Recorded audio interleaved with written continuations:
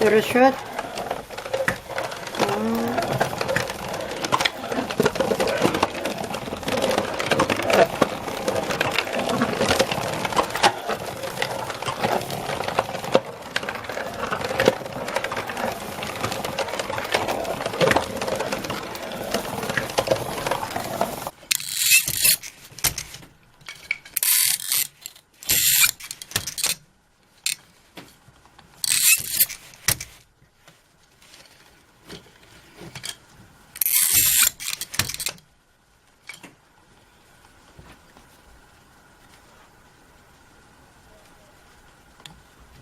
Hello, my name is Donia Ravid and this is Aunty Soghra.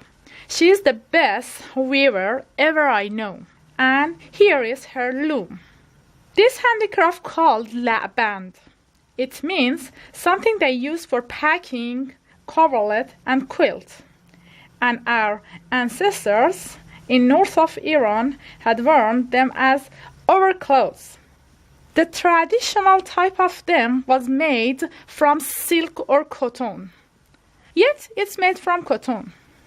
This kind of handicraft were going to die, but Aunty Soghra and some ladies like her trying to keep this art alive. Its approximate value about $50. Thank you.